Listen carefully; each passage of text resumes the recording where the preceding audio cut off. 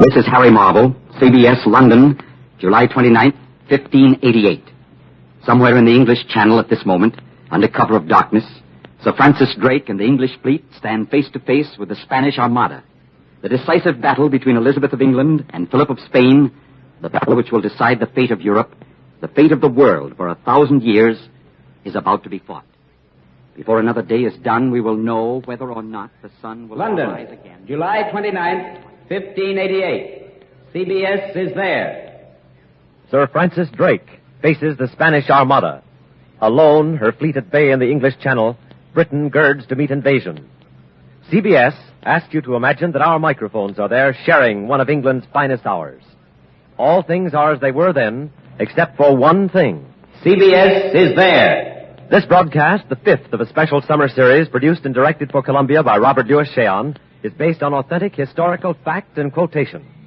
And now, London, July 29th, 1588, and Harry Marble. Almost unbearable. This is a night England will never forget. This is a night during which no one has slept. All hearts, all minds, all eyes wait for the dawn. Because when the sun first streaks the English Channel with light, the two mightiest fleets the world has ever known will engage in the greatest sea battle of all time. This epic battle will be the climax of action which has been continuous in the English Channel for 9 days, ever since the sails of Spain loomed out of the sea off the beaches of Britain. A cloak of naval security has been flung over this 9-day action in the Channel by the English Admiralty. We know little of what has happened. We will know nothing more until dawn. But here beside me now is Sir Walter Raleigh, Commissioner of Cornwall, Commander of Plymouth, advisor to the Queen, and her emissary to the New World, America. Sir Walter, we know that you are about to leave to join the fleet for the morning's action. We also know that you speak for the Admiralty and can give us information without violating censorship. Will you, sir, give us a picture of what has happened up to now in this solemn moment of England's history? I would say, sir, in all frankness, that we have succeeded to this moment in evading the Castilians. You mean, Sir Walter, that Drake is refusing action? Not refusing. Shall we say simply postponing? You may depend upon the Admiral to engage in his own good time. Well, is it true, sir, that the Spanish fleet outnumbers Her Majesty's ships? Well, that, sir, is restricted information. But we have conflicting estimates, Sir Walter. Some reports put the Spanish fleet at 90 to England's 22. Others say the Armada has 130 to Drake's 90. Would you care to comment on that? Well, let us simply say that Philip of Spain has considerably more tonnage, but that we have considerably more speed. Well, isn't it also true, Sir Walter Raleigh, that the Spanish Armada is really a floating army? Well, the Spanish galleons literally swarm with thousands of fully armed and armored soldiers. Once their ships have grappled with ours, it is their intention to board us and overcome our crews at close quarters. But Drake's strategy is to avoid this, isn't it? To keep his distance, to seize every advantage of wind, and to smash the Armada with his guns. Is that correct? Well, that is, shall we say, a rather interesting assumption. It is not correct, however, to refer to Drake's strategy. Howard of Effingham is Lord High Admiral of the English fleet. Sir Francis is his first operation lieutenant. But enemy information would seem to indicate, Sir Walter, that the Spanish Prince of Parma is waiting at Dunkirk with a fleet of flat-bottomed barges and some 30,000 infantry and cavalry. Well, that information has come to our attention also. Well, if Drake cannot contain the Armada, the Spanish fleet will then proceed to Dunkirk, won't it? Pick up the barges and their troops and then attempt an invasion of the beaches of Britain? I would prefer, if I may, to speak at some length to that point. By all means, Sir Walter. Philip, to be sure, believes that because he's taken Africa, Sicily, France, Flanders, and now sits astride the stricken and bleeding continent of Europe like a colossus, he will soon be setting his daughter on the throne of England. He fancies himself carrying from the new world's virgin soil the seeds I planted there in Virginia. But the Spanish sun, I fear, is conducive to hallucinations. The beaches of Britain, sir, have not been invaded since William the Conqueror. And Drake must not, will not fail. And should he, by some foul circumstance, fail, should this blessed isle be defiled by Spanish boots, our last ramparts will be the bodies of our men. We shall fight them everywhere. And in the end, we shall throw them back into the sea. Britons, sir, were not born to be slaves. Thank you, Sir Walter Raleigh. Here in our CBS studios in London, this critical morning of July 29th, 1588, there is still no news of action in the English Channel between Sir Francis Drake and the Spanish Armada. The news blackout imposed by the Lords of the Admiralty continues. But there is no blackout on faith in England tonight. Everywhere in England tonight, from John O'Groats to Land's End, from Eddystone to Berwick Bounds, from Lynn to Milford Bay, the church bells are ringing as Britons everywhere turn to God in this, their hour of supreme trial. For the sound of the church bells of the ancient walled town in Canterbury, for the service there, now in progress, we take you to Canterbury Cathedral and Jackson Beck. This is Jackson Beck in Canterbury Cathedral. Here in this magnificent Gothic structure, shrine of Thomas à Becket and center of the new Protestant church, the people of Canterbury are waiting for the Archbishop's invocation. This is an unforgettable sight. From the balcony where I stand, I can view a sea of heads bowed in silent prayer.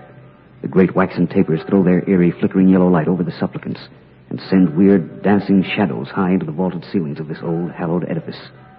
If you were with me now, watching this spectacle, you'd feel as I do, that here is the spiritual soul and heart and strength of Britain in this solemn hour. The bells have stopped ringing now. A figure almost lost in the immensity of this space steps into the pulpit and faces the worshippers. It's the Archbishop of Canterbury. His face is set, sober and stern, and tonight he reads from no text. O merciful God, the Archbishop speaks. In this our hour of travail, we turn to Thee for deliverance. We of England have sought to worship Thee in our own way, and according to our own conscience, as free men should, as Thou hast given us the right. But there are those who in their pride and lust for earthly power would chain and fetter us. We did not wish to sound the trumpet of war. We did not wish to take up the sword. But having the issue thrust upon us, and treasuring freedom to worship Thee more than life itself, we rise to meet the hosts of the invader. We know that Thou wilt hearken to our prayers, O merciful God. We know that under Thy benediction and guidance, the enemy will be vanquished, and that we shall continue to worship Thee in Thy sacred house. Amen. How perfect is the Lord, His covenant is sure.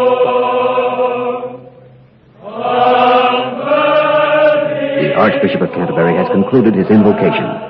His words strike the keynote of England's stake of religious liberty in this war with Spain. The service here in Canterbury Cathedral continues with the singing of the Canterbury tune from Estes Psalter. This is Jackson Beck in Canterbury, returning you to Harry Marble at CBS, London. This is Harry Marble. Still no word from the Channel. But England knows that her ships are ready for anything that will come. And in a shipyard now, somewhere in the British Isles, is a man who can tell us about them. He is Master Shipbuilder Andrew McTavish. And our CBS correspondent, Ernest Chappell, is standing by to interview him. Come in, Ernest Chappell. This is Ernest Chappell. Standing beside me in this shipyard somewhere in England is Master Shipbuilder McTavish. Aye, but I'm not a man for words. I build ships. So I'm told, Mr. McTavish. You had a hand in building Drake's flagship, the Revenge, didn't you? Aye, I had a wee hand in it. I helped put down her keel and set her beam, and I shaved her masts and hammered her planks, and I had to fling it to the spars and rigging. Here are the calluses on my hands to prove it. But I wouldn't have you think that I did it all alone. Nay, man, those other good lads here in the yard had a bit of her, too. Well, what does the Revenge look like, Mr. McTavish? Can you describe her? Well, I'll give you what information the census will allow. And like all the ships of the line, the Revenge is painted green and white, the colours of the House of Tudor. And she has the royal arms blazoned on her stern, and gilded British lions carved on her bow. The hungry lions this morning, hungry for Spanish meat. And how do you think she'll stand up to the Spanish men of war, Mr. McTavish? She'll dance. A bunny heel and fling around them. Now, you mark my word, though. And so the triumph and the Ark Royal and the Swift Shore and the Victory and all the rest of Drake's beauties. They're faster and surer and swifter than the floating Spanish castles with their poop decks high out of the water. They're no ships for slaves, but for free men. And we, the men who built them, say this to you. Have no fear. They're no failing when this morning. Thank you, Master Shipbuilder Andrew McTavish. This is Ernest Chappell returning you to Harry Marble in CBS London. This is Harry Marble. Still no news from the English Channel. 4 million Britons in British homes are waiting for news, but none waits more anxiously than a Welsh mother in the village of Nantiglow, Wales. We take you now to Nantiglow and Michael Fitzmaurice. This is Michael Fitzmaurice in the home of widow Agnes Montgomery in Nantiglow. Nantiglow is a remote inland town in Monmouth Borough, far away from any city. And widow Agnes Montgomery's house is a humble one, with whitewashed walls, hard earthen floor, and thatched roof. How many sons do you have, widow Montgomery? 3 I had, and now but 1. This night he serves with Drake. And the other 2 boys? They were Bert and Hal. They too sailed with Sir Francis in bygone years. What happened to Bert and Hal? From Plymouth Sound, Bert sailed with Drake and good ship Pasha at Whitsuntide. He has never come back. He was found dead on the plaza at Nombre de Dios. A Spanish knife was through his heart, but his hands were clasped about a Spanish throat. And Hal? Hal fought, same as Bert, for Drake. He was taken of tropic fever at Dominica, aboard the Elizabeth Bonaventure. And so now is left to me only my last, my Alfred, who this day stands with Drake on the Revenge. Would I myself could take a pike or pull rope, but I am an old woman and weak, and I have naught to give, except my sons and my tears. And those I give. I hope Alfred comes back to you, widow Montgomery. God willing, let it be so. But if it be or not, he will not be found wanting when the time is come. He is a brave lad, and he sails and fights for a brave captain. Thank you, widow Agnes Montgomery. All England shares your faith in Admiral Drake. And in the Green Mermaid Tavern in Plymouth right now is a man who can tell us more about him. This is Michael Fitzmaurice in Nantiglow, Wales, switching you to the port of Plymouth and Frank Gallop. This is Frank Gallop in the Green Mermaid Tavern in Plymouth. The Green Mermaid is a typical English waterfront tavern, a pleasant and friendly place with its oak panels and deep bays, and the cavernous fireplace on which the great wood fire always burns. Here there is the smell of mellow ale and the salty sound of seaman's talk. And here, sitting across a rough-hewn table from me, is an old sailor, Boatswain George Spry, late of Her Majesty's Navy. You say you sailed with Drake, Boatswain Spry? I sailed the Spanish Main with him and through the Indies and to the New World of America. I fought the Spaniard with him at Calais de Lima and sacked Valparaiso with him till our ship was ballasted with all the doubloons in Castile. And were it not for the fever which took my leg, by God's grace, I'd be in the Channel with him tonight. Well, then, Boatswain, it follows that you know the Admiral well. What can you tell us about him? The Admiral has a nose for the wind and a heart like a rock and a hate of a Spaniard. Well, Boatswain, I understand that you were here in Plymouth when the Armada was sighted and Sir Francis Drake was first told about it. I was standing on Plymouth Hoe when the news came in. The Admiral was playing at bowls on the green. Sir Francis Drake was bowling, eh? Aye, he and the other captains, Frobisher, Hawkins, Howard, and Sir Walter Raleigh, too. They were here for a council of war and having a bit of fun playing this match of bowls as pretty as you please when the news of the Spanish sail off the Lizard come in. Well, what do the admirals do? Why, Frobisher and Hawkins and Howard and Raleigh, they were all for hurrying down to the water. But not the Admiral. No, not Drake. Well, what did Drake do? Oh, steady does it, says he. Calm and cool like. Let's finish the game. There's plenty of time to win the match and beat the Spaniards, too. And, did they finish the match? Aye, they aimed their last bowls, the winning cast was made, and then they went aboard and prepared for action with their hearts as light and their nerves as firm as they had been on the whole bowling green. Well, thank you, Boatswain Spry. This is an anecdote to inspire all England this anxious morning. And this is Frank Gallop in Plymouth, returning you to CBS in London. This is Harry Marble in London. We have had a report from our CBS observer on the cliffs of Dover overlooking the English Channel. He reports a dull red glow somewhere in the direction of the two fleets. It is impossible to tell what this glow means. It may be an action. We don't know. On the other hand, it may be without significance. We repeat, our CBS observer on the cliffs of Dover has reported a dull red glow on the English Channel somewhere in the direction of the fleets of Spain and England. But there is no official indication that... Just a moment. I have been advised that you have been hearing another voice conflicting with mine. Yes. That is the Spanish radio. Radio Spain intruding on our shortwave transmissions. This intrusion comes from the powerful shortwave transmitter at Barcelona, with regular enemy propaganda broadcasts directed at the British Isles. The voice you hear is that of the British traitor in the service of Spain, Sir William Stanley. Fortunately, we can cut out this interruption in a moment, but while we're shifting our shortwave transmission frequencies, you may be interested in hearing what Sir William has to say. Thank you, Mr. Marvel. I can now announce with complete accuracy that the Revenge, flagship of the English fleet, is on fire in the English Channel. The battered remnants of Lord Effingham's much-vaunted naval squadrons are fleeing northward in cowardly flight. The intolerable affronts which the seamen of England have offered Spain for 30 years are at an end. The capture of Philip's treasure ships, the raiding of his colonies, the open assistance to his rebels are finished. Britons, lay down your arms. Do not resist.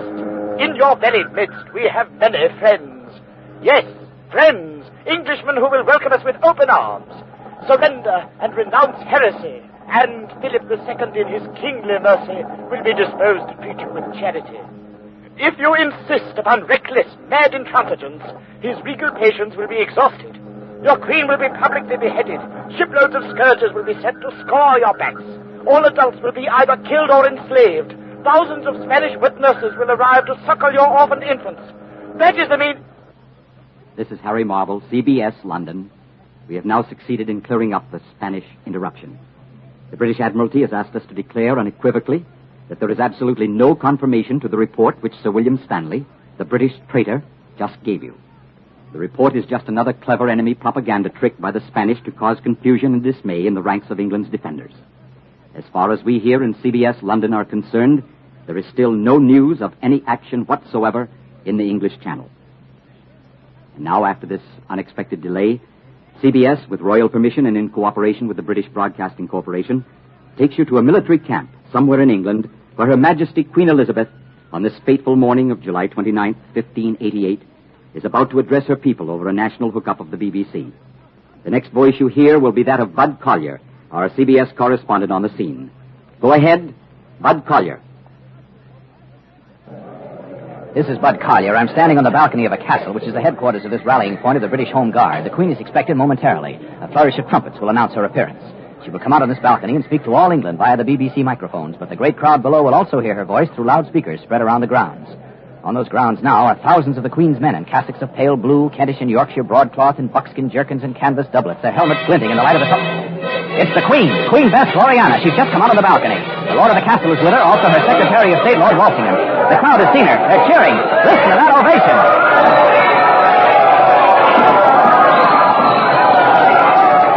The trumpets are sounding again. The Queen is holding up her hand. She's ready to speak. The crowd is quieting down. The Queen is a woman of 55. She wears armor. She's stately and calm in this solemn hour. Ladies and gentlemen, Her Majesty Queen Elizabeth of England. My loving people, I have always so behaved myself that under God I have placed my chiefest strength and safeguard in the loyal hearts and goodwill of my subjects.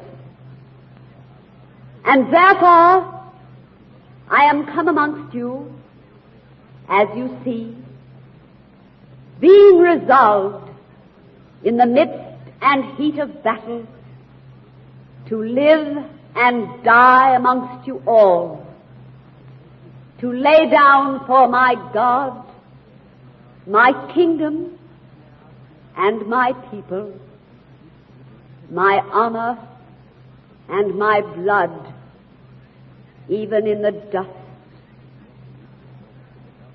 I know I have the body of a weak and feeble woman, but I have the heart and stomach of a king, and a king of England, too.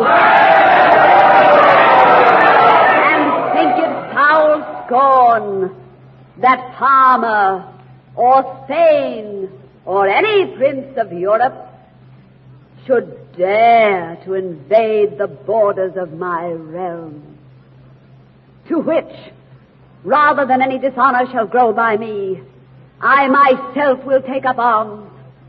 I myself will be your general. And with your loyal obedience and your valor in the field, we shall shortly have a famous victory over these enemies of my God, of my kingdom, and of my people. The Queen is raising her hand to still the crowd. Again she speaks. And now I have news for you. News which I myself have just received. My Lords Effingham and Drake have undertaken an action in the English Channel. The battle is begun. The issue rests with God. The Queen has just announced that an action has begun. This is Harry Marble in CBS London. We have interrupted Bud Collyer because, as you heard the Queen announce, there is action in the Channel. There is action in the Channel. The British Admiralty has given us permission to call in our CBS correspondents, John Daly aboard the Revenge and Ken Roberts on the deck of the Ark Royal. We switch you first to John Daly, somewhere in the Channel. This is John Daly on the foredeck of Sir Francis Drake's flagship, the Revenge, just north of Calais off Gravelines, France. The English admirals have sprung a surprise with which they hope to cook the Armada's goose. They've launched 8 fire ships, have set 8 ships of the line of flame and are racing them in with the wind and the tide directly into the heart of where they believe the Spanish Armada to be riding at anchor. This is an airy sight, 8 flaming masses reddening the grey dawn, which is just beginning to break, huge moving bonfires over the angry waters of the English Channel. None of the ships in the fleet can see the Armada. We're tacking back and forth, waiting for some sign that will send us into action. The Revenge is second in line. The Ark Royal, Lord Effingham's flagship, is ahead of us. Behind us are Hawkins and Frobisher. We don't know whether the fire ships will strike the Armada or not.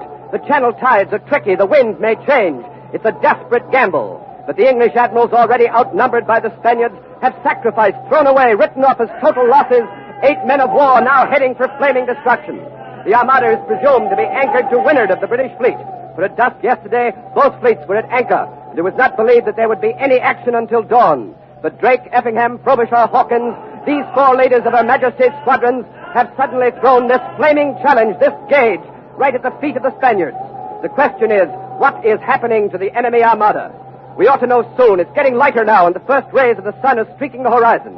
However, I can't see the Armada yet. All I can see are the 8 bonfires bearing down upon the enemy ships. But it's time something happened. And perhaps Ken Roberts, aboard Lord Effingham's flagship, the Ark Royal, ahead of us and closer to the Spanish, can see more. Let's find out. Go ahead, Ken Roberts. Go ahead, Ken. This is Ken Roberts aboard the Ark Royal at the head of the English line. I'm beginning to get a clear picture from here. The 8 flaming ships have plunged into the heart of the Armada. The English guessed its position correctly. Their desperate gamble is working, although none of the 5 ships actually touch the Armada. There's confusion among the Spanish ships. Incredible confusion. They're cutting their cables. They're letting go their anchors into the sea.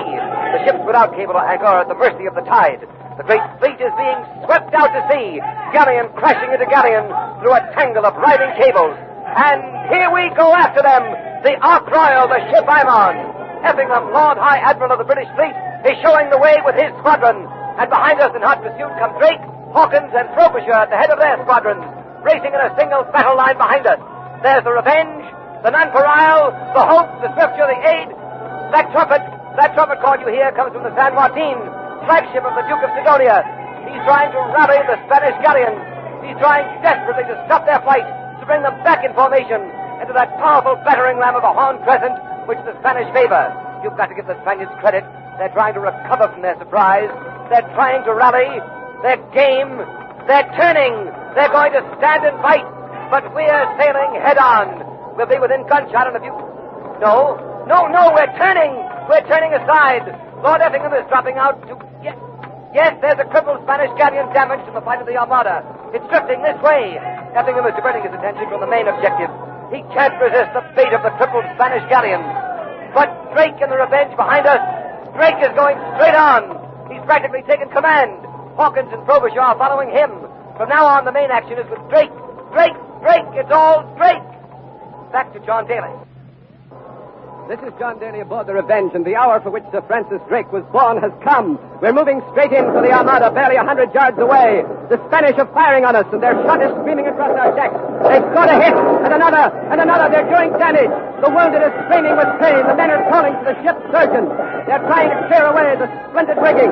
We're still boring in, but our guns are still silent. We haven't opened fire yet, But the Revenge is luffing, turning broadside, showing her port guns to the Armada, the 60-pounders, the 30s, the 18s, the 9s. You'll hear all of them in a moment. Our gunners are ready in its point-blank range.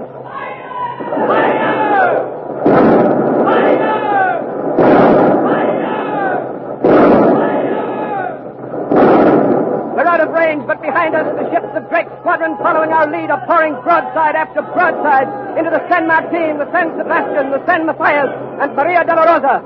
Now comes Hawkins in the Victory leading his squadron, then Frobisher in the Triumph followed by his squadron, guns flaming, enveloped in smoke. It's a shambles. The English fleet has suffered some hits, but the Spaniards have been raked and blasted. The smoke is clearing, and what a sight! The water is beginning to clog with broken masts, wreckage, spars, the bodies of the dead. Men are in the water swimming for their lives. I can see 3, 4, 5, 6 Spanish galleons listing and sinking, and there are more, many more. The Spanish ships that are still afloat have turned tail. The Armada is running, this time for good. Here comes the Admiral. He's just come down from the quarterdeck. Admiral Drake! Admiral Drake! Are you going after them, sir? Are you going after them? Hey! The Spaniard is running, and if he pauses, he'll be swept to leeward and scuttle off Dunkirk. We'll rake him fore and aft and forward again and again. We'll lay our helms to his dragging sterns and sink them, everyone. It'll be a long time before the Duke of Sidonia sees his orange trees at Samari Port. Hey, you men! Admiral, what of the Prince of Parma, Sir Francis? What of the Spanish invasion boats waiting at Dunkirk? By the grace of God and the good Queen's best, my lad, England will not be invaded this day. Nor ever. You've heard Sir Francis Drake himself say that England has broken the Spanish Armada, that the danger of invasion is over. The Admiral is moving about his men, talking to the wounded, comforting them. July 29, 1588.